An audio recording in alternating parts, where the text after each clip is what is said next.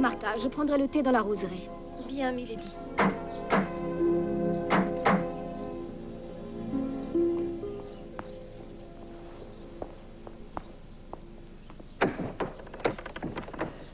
Vous en prenez un temps, ma fille. Allez emballer ses affaires, et les vôtres également. Je sais qu'elle est perdue sans vous. Dites-en autant à Harry, elle aura besoin de lui. Alors, ma nièce, n'embrassez-vous pas votre pauvre tante? Je suis ravie de vous voir, tante Emma. Bon, ne nous égarons pas en 20 mots, il y a beaucoup à faire. Mais je suis parfaitement heureuse ici. Votre position est pour le moins indéfendable. Avec vos parents décédés, votre pauvre frère maintenant, vous ne pouvez continuer de vivre toute seule dans ce château, voyons. J'y suis depuis ma naissance. C'est totalement hors de question. Les têtes rondes de Cromwell sont de plus en plus sanguinaires. Une jeune fille de 19 ans livrée à elle-même dans cette monstrueuse bâtisse. Mais c'est chez moi. Et je mets justement un point d'honneur à ne pas céder à ces têtes rondes. En vérité, il n'y a pas que cela qui me pousse. J'aimerais vous avoir avec moi. Je suis également une personne seule. Vous ne me le refuserez pas.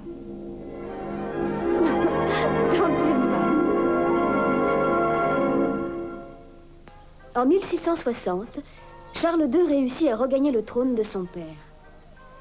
2 ans plus tard, il fait un mariage tant populaire que politique avec la princesse portugaise Catherine de Bragance.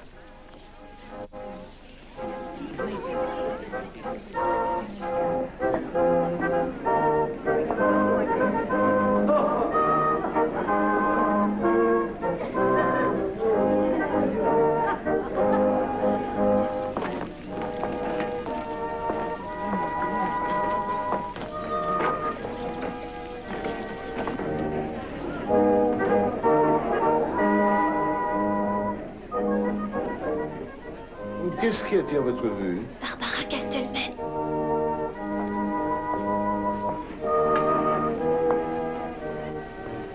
Quel sentiment éprouvera la maîtresse du roi en le voyant dorénavant présenter le bras à sa dame? Une féroce inquiétude. Songez qu'elle a été 2 ans à avoir sa majesté pour elle seule. C'est la plus grande des menaces pour Barbara Castlemaine qu'une rivale officielle, du moins je l'imagine. Le moins que l'on puisse dire est que la comtesse Castlemaine paraît nerveuse. Ne le seriez-vous de même à sa place? Sans doute le roi se devra-t-il de porter plus d'attention à son épouse et de la délaisser quelque peu. Ne serait-ce pas Rudolph Wein avec elle? Je croyais que le pauvre n'était plus qu'un souvenir. Est-ce qu'un souvenir n'est pas une consolation parfois?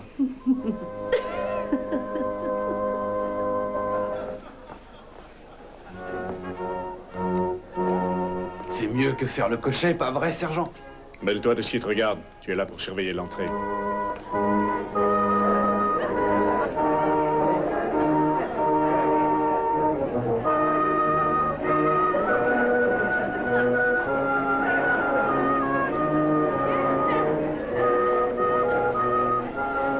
Tante Emma, vous connaissez cette jolie personne?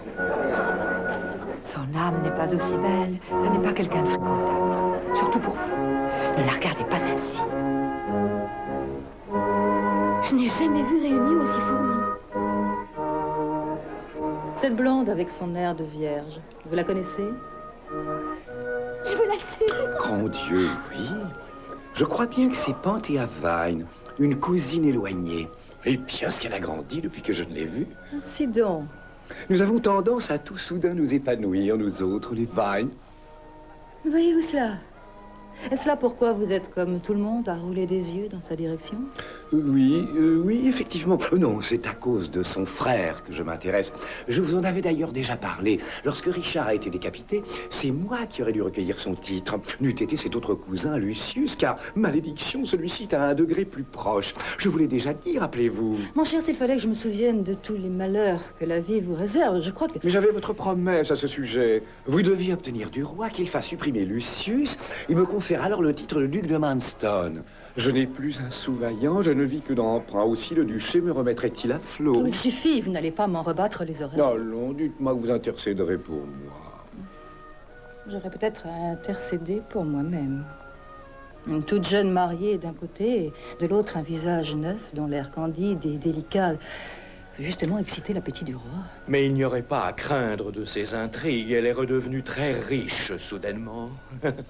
Encore que personne ne sache bien comment.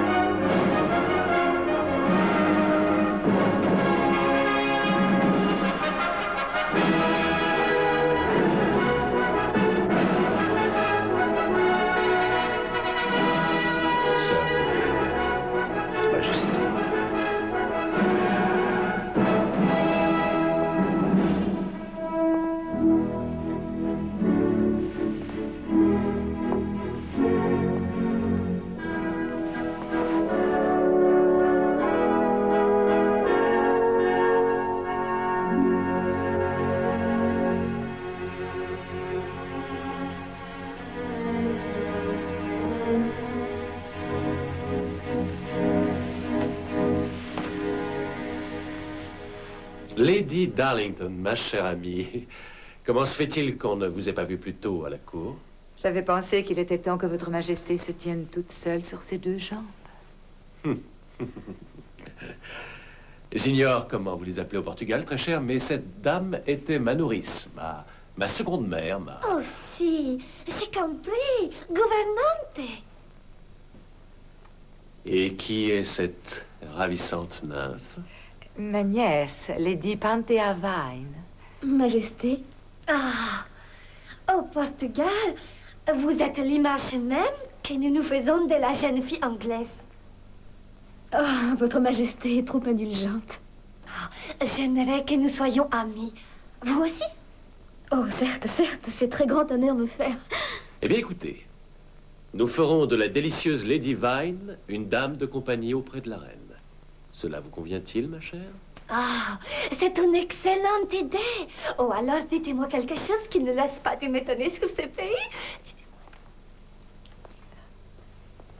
C'est bien dame de compagnie auprès de la reine qu'a voulu dire votre majesté. Je ne suis qu'un roi, et non Saint-Georges. Je ne combats pas les dragons, dame Darlington.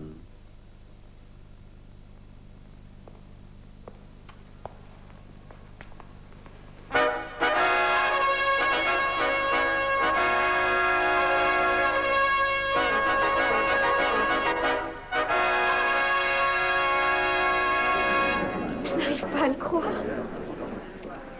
Lord Hitcham, Milady, trouvez-moi Sir Philippe.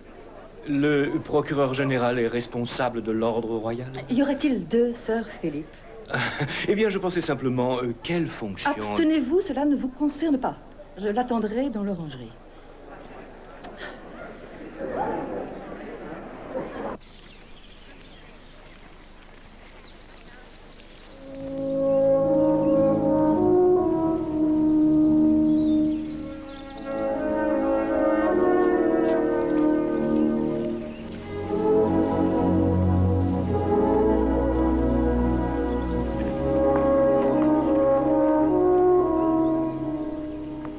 Panthea, ma très chère cousine.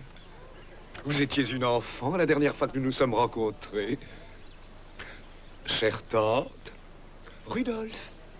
C'est moi, votre cousin Rudolph, fils de James et d'Anne du côté des Steffington. Ah oui, je me souviens cette fois. Quelle bonne surprise.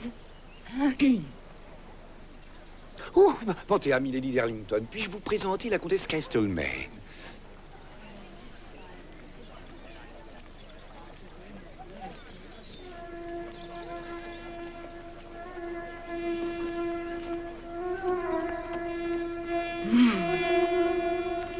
Je n'imaginais pas que cette duègne agirait de la sorte. Je lui ferai payer. Puis-je être damné si j'y manque?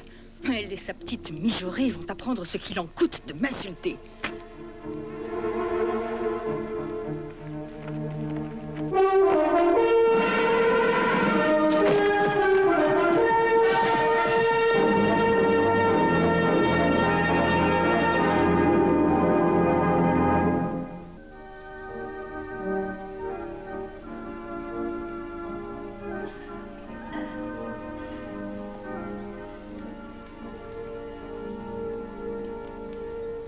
Lady Castlemaine. Sir Philippe, êtes-vous toujours mes yeux et mes oreilles? Ne l'ai-je pas suffisamment prouvé? Une angélique et arrogante petite intrigante fraîchement arrivée à la cour. Panthea Vine. Voyez-vous de qui il s'agit? J'ai entendu parler de sa famille, en tous les cas. Oh, Lady Darlington, Lady Vine, pardonnez-moi, je vous en prie, mais j'ai cru bien faire en vous présentant la comtesse. J'étais de bonne foi. Elle ne paraît guère dangereuse, cet enfant. Faites-moi confiance à ce sujet. Je ne tolérerai aucune concurrence, ne supporterai aucune rivalité. Je veux que Milady Vine soit l'objet d'une surveillance permanente. Et dès que j'aurai découvert son point faible, cette petite dinde en arrivera à regretter d'être jamais née.